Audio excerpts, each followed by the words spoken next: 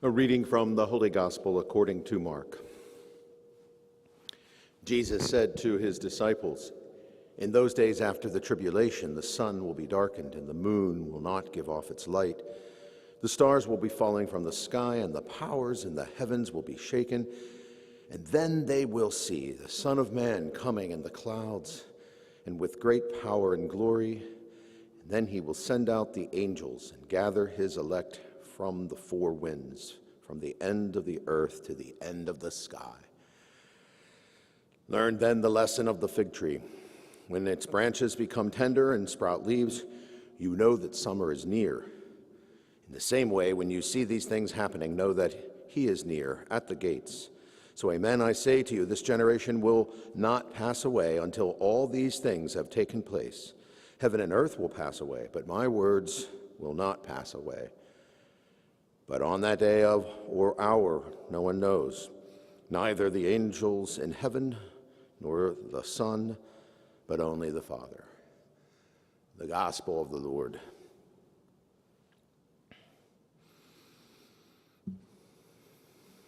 Know that all these things, when they have taken place, heaven and earth will pass away, but my words, my word and presence will not pass away.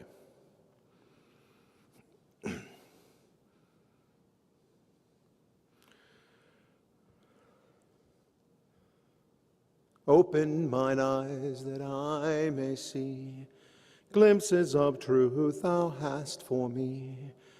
Open mine eyes, illumine me, Spirit divine. Love of my life, I am crying, and I'm not dying, I am dancing along in the madness. There is no sadness, there's only the song of the soul, and we'll sing this song. Why don't you sing along, and we will sing for a long, long time.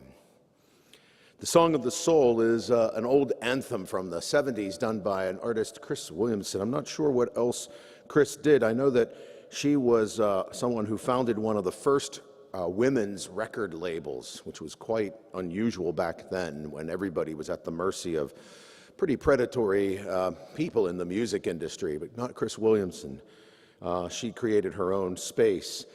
And drawing from her own tradition, I suppose a Protestant tradition, she uses in that song called Song of the Soul, she uses some lines from an old Methodist hymn. Open mine eyes that I may see glimpses of truth thou hast for me. Illumine me, Spirit divine. That's her introduction into the Song of the Soul, taking something from her tradition that she may have been given as a child and bringing it into a new era and a new time. Well, I have to admit, I thought of that song in these last couple of weeks because I've been drawing on for myself my own resources from the past for my own prayer, as I often do anyway, but more in a particular way, and say, how is this message of Jesus of Nazareth even more pronounced and speaking to us in a new way, a refreshed way, a serious way, a challenging way right now for you and for me in these difficult times, at least as I'm experiencing them. And this Song of the Soul kept coming to me throughout that. Today's gospel is rather ominous, if not outrightly dark. This way in which in the Gospel of Mark it talks about days of tribulation, skies that are darkened, stars falling from the sky, that the whole world in some ways as we may have known it seems to be passing away. And that might even be true for the heavens for all we know. But in the gospel the message is very clear. Mark my words, this, my commitment, my presence to you is not passing away. There's a way in which I take that quite seriously in my own times as I contemplate this end of the liturgical year and kind of where I'm discerning where I could put in place my own heart, my own self in the world that we're having. Because I do cue from that line on Chris Williamson's song that I do feel a little bit like I'm dancing along in the madness.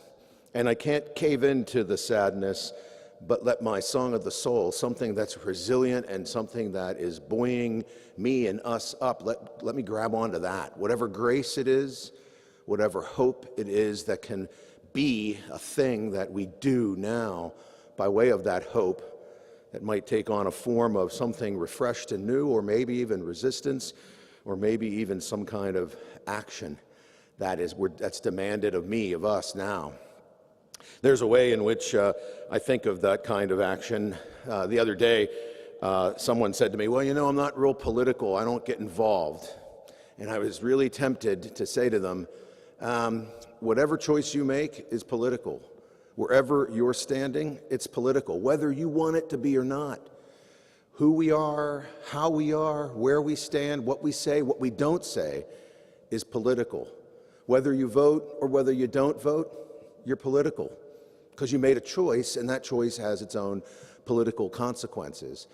It has its own social consequences as well as its own economic consequences. I would argue it has its own theological consequences. So there's a way in which no matter what we do, we're kind of stuck with our action or inaction having its own consequences in all the realms of the world in which we live in: political, social, economic, cultural, theological, spiritual. Again, our choices or non-choices add up to who we are and where we are. There is no way in which we can't be that, have those consequences. And so I've been thinking more and more about where it is that I want to make some conscious choices of in a world that may be in transition, a world that I may even think is falling away as the gospel seems to grasp, a way in which I can be who I need to be now in my own discernment, with my own integrity, inspired by the very grace and offer of Jesus Christ, letting that be my gift so that I can act in hope. Let my hope be an action, because hope is an action, by the way, not just a virtue, an action.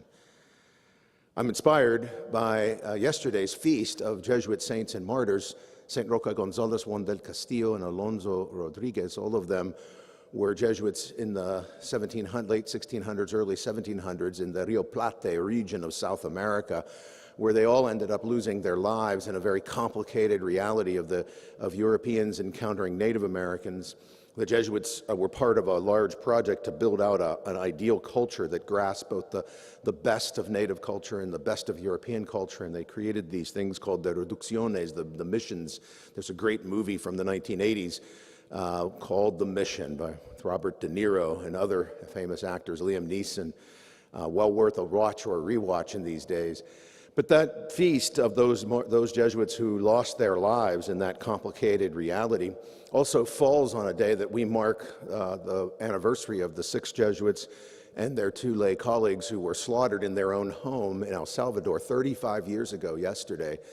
Those Jesuits were mostly professors, Ignacio Ellacuría, Nacho Martín Baró, Amando Lopez, there was Joaquin Lopez y Lopez. There were these 6 Jesuits who were in different fields of exploration, who were Segundo Montes was a sociologist, one was a theologian, another a philosopher, another a social researcher of other sorts. So these guys put their intellect into the reality of their times in El Salvador, put it to work, researching important issues, drawing up important knowledge, as you do at a university. Universities create knowledge. Their knowledge became a threat to all sides, actually, because the war was beneficial in the geopolitical reality. Both the right and the left were getting funded from outside, and different people in different times and parts of the complicated reality there were benefiting from the war. Who was winning was up for grabs. That's another whole saga of analysis. But they themselves were advocating and had a voice outside the country and were advocating for a peaceful solution, especially the president of the university, Ignacio Ellacuría, and if there was a solution to the war, people wouldn't get what they had hoped for by way of winning the war. They considered this a zero-sum game. They didn't consider peace necessarily the deliverable for them, especially the peace they didn't like. Whereas these guys were putting their intellect, and literally the military, the army, came into their home where they thought they were safe and blew their brains out because they knew that it was their thoughts, their ideas, their knowledge that was a threat. They placed themselves, in this case their intellect, into the reality. It was there already, but they made a choice about it. Unfortunately, the choice cost them their lives, but their inspiration is very real for me anyway, and for many others. Not that we're looking to get ourselves martyred, good God, no, but that we're willing to place ourselves with who we are and what we have to offer, whether it is our intellect or our voice of consolation, our voice of hope, whether it's our actions or by way of our service. We all are going to make a choice to either act or not act, but all of those choices, no matter what they are nonetheless choices of actions of where we place ourselves, both physically, emotionally, intellectually, and spiritually. We place ourselves in that reality. And all of the ways in which we choose to be, one way or another, by action or inaction, those have social, economic, and political consequences. So friends, that sounds too complicated, right? But it's not. What it is, I think, is today's gospel saying, know not the hour or the day when any number of things will happen, but know that there's this God who's accompanying you and I in these difficult times, this time of tribulation, as the gospel says, that's allowing you and I to then move on in this madness maybe, but to keep moving with some sense of joy and hope, and grasp that gift of hope and let it be action for us. What's the most hope-filled action I can make for myself right now that allows me to be what I need to be, even if it's something difficult, and to then ask for the grace to do that and be bolstered by that, be all the more hope-filled and encouraged by that. Dancing along in the madness, there doesn't need to be sadness. We don't need to succumb to that. There only needs to be that song of the soul, the very soul that was created in each and every human being, uniquely and wonderfully made by God. And let that soul live and move on and move forward. There's a later verse to Chris Williamson's great anthem from the mid-'70s. The later verse goes, "What do you do for a living? Are you forgiving and giving shelter? Follow your heart, love will find you, truth will unbind you. So sing out the song of the soul, and we'll sing this song. Why don't you sing along? And we will sing for a long, long time." Amen.